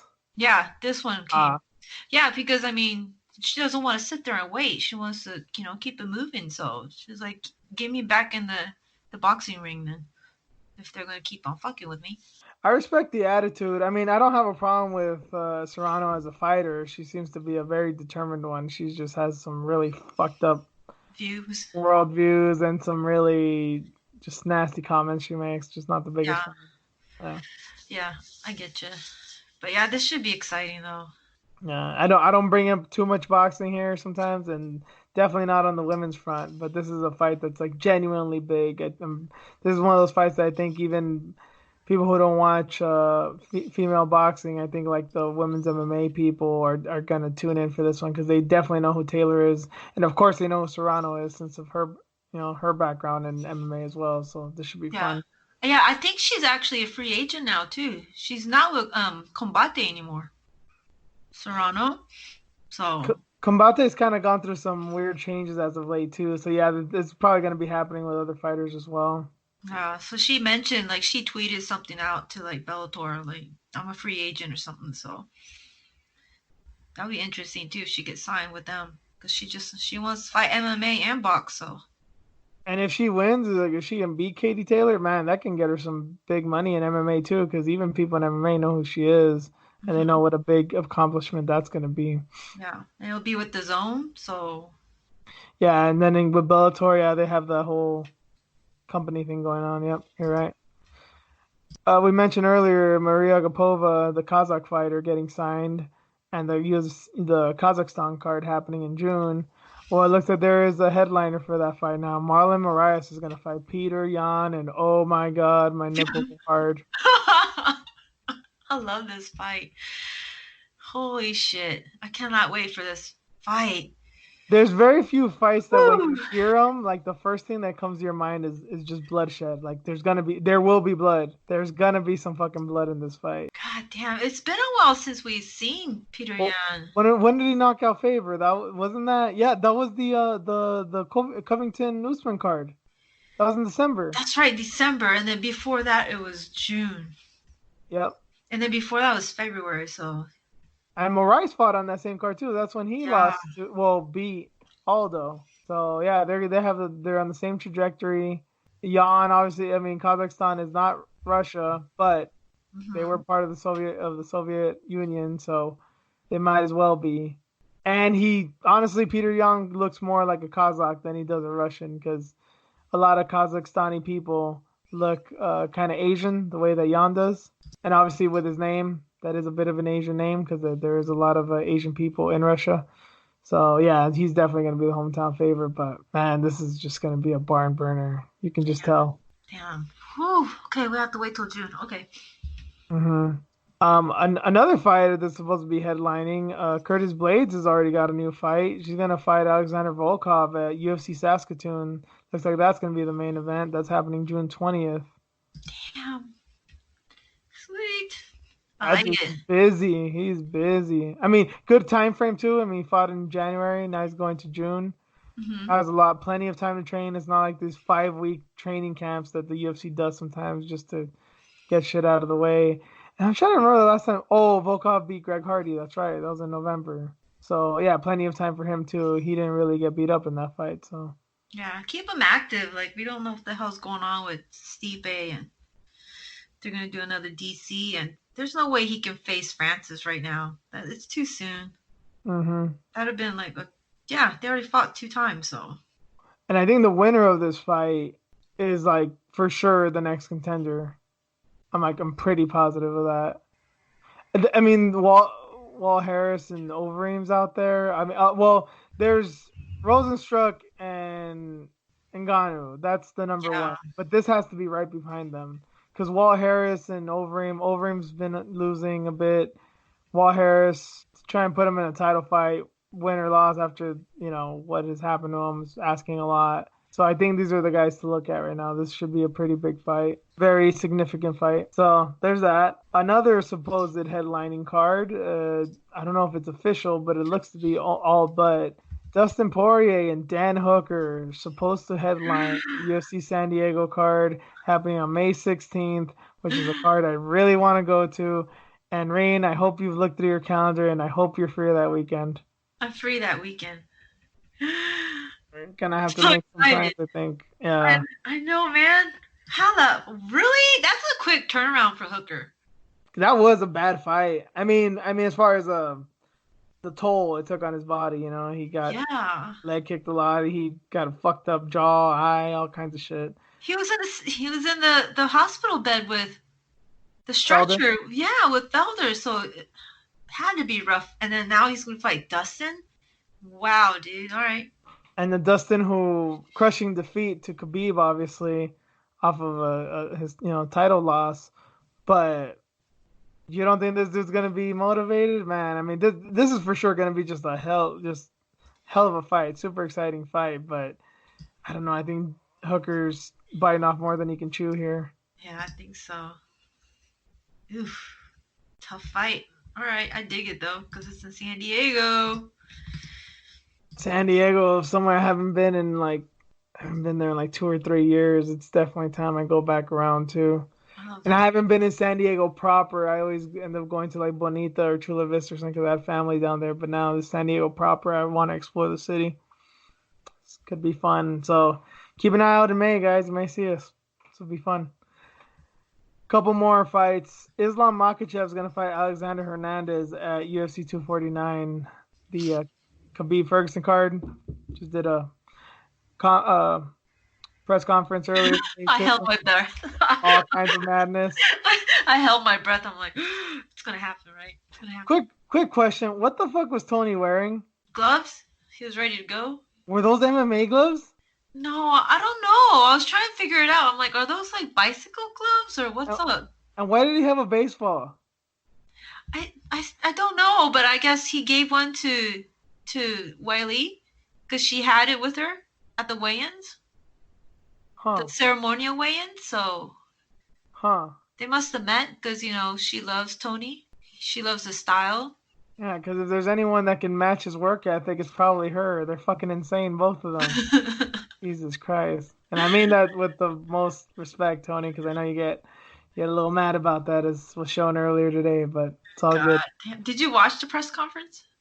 I've only watched the highlights. I'll be watching it later tonight. Oh God, it started really good, and then it's just Tony being Tony. It's Tony. He's fucking crazy. You can't expect much out of him. Let him be, And Khabib was getting pissed. He had Khabib rattled a little bit. I do like seeing Khabib's face whenever they interact because he genuinely is just confused and is like, why do people like this guy? Fuck this guy. You're a stupid guy. He's crazy. He's crazy. And it's like, yeah, but that's what don't make sense. That you don't get it. You don't make sense. You're not Mexican.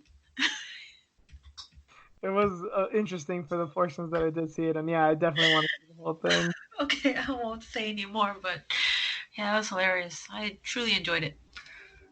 But Makhachev, well, speaking of Khabib, this is one of Khabib's close. I think they're cousins. Yeah. Him and Khabib, and they're definitely training partners.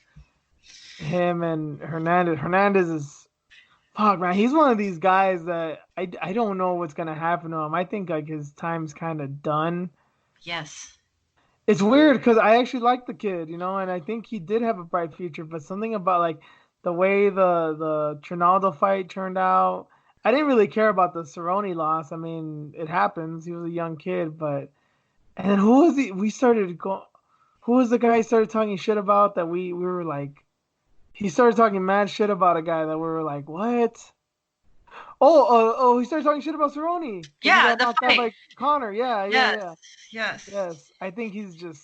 Because he wanted to fight him again to get that back, and he's like, "Oh no! After I've seen that performance, no, I don't want that fight." Like he ain't shit. Like he didn't lose to him. Yeah. Right? I'm like, this motherfucker. Are you kidding me?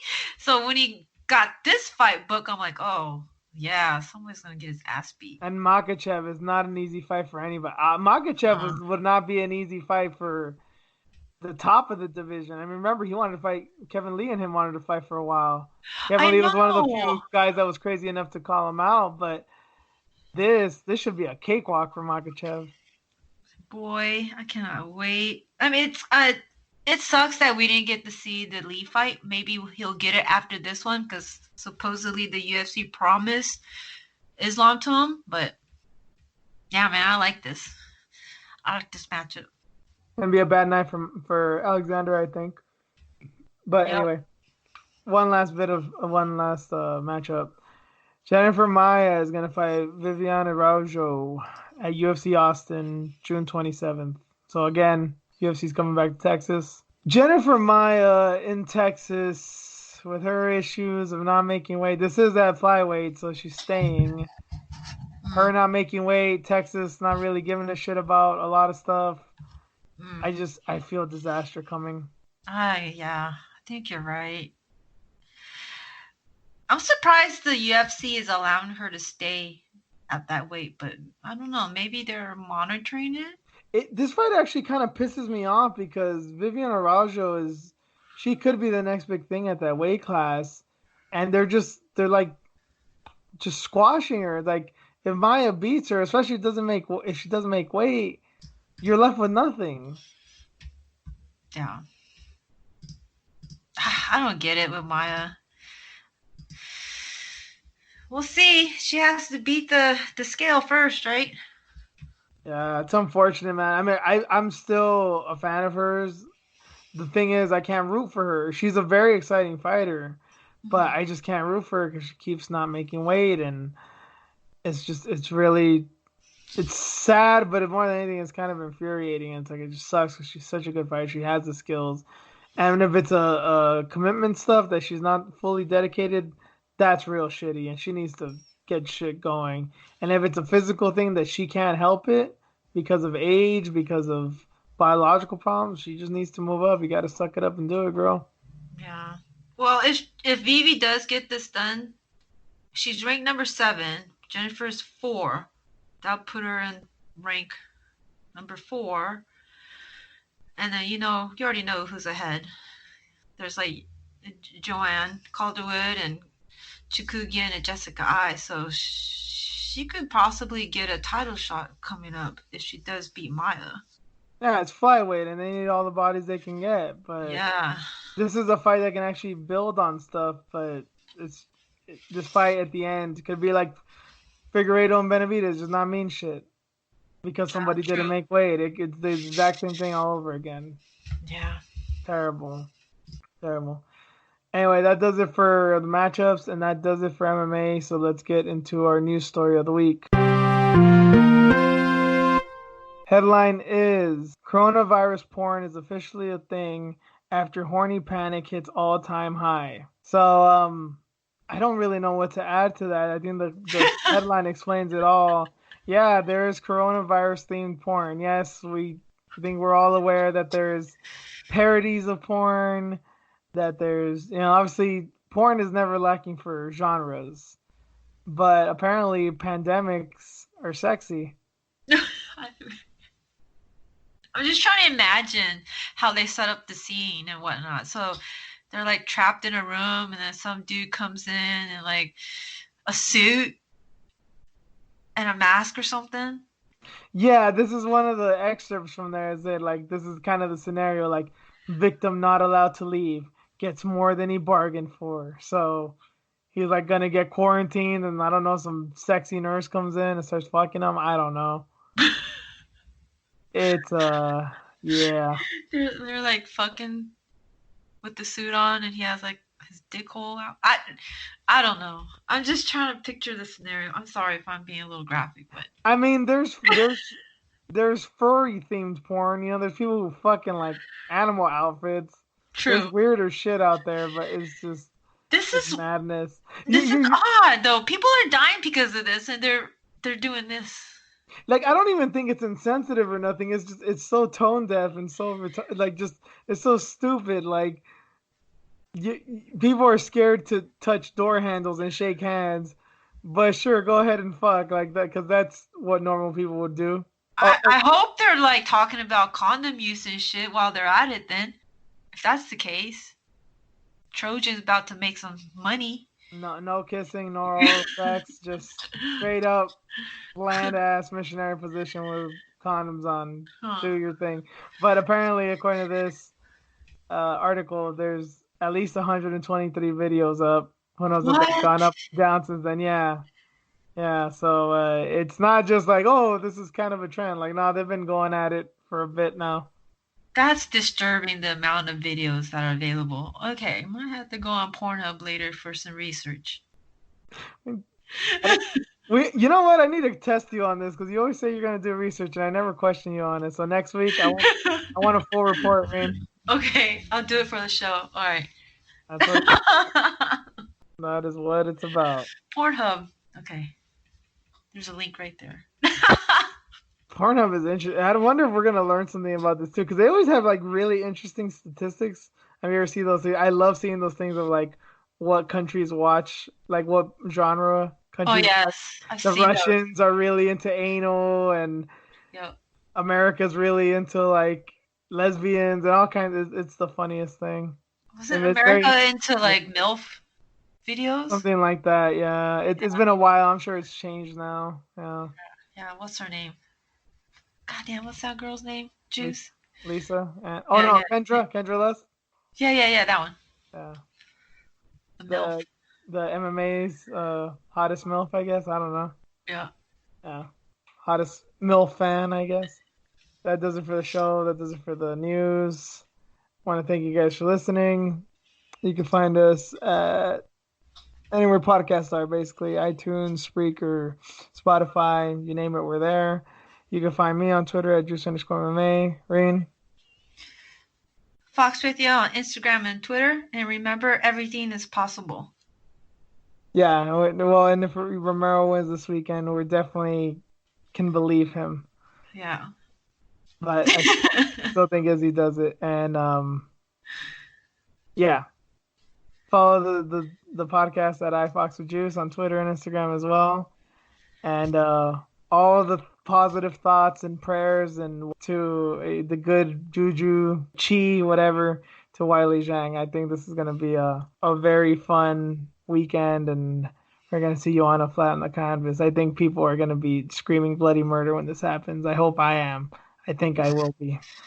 So, of course, we got to bring it back around to Weili. So, again, though, thanks for listening, and we'll catch you all next week.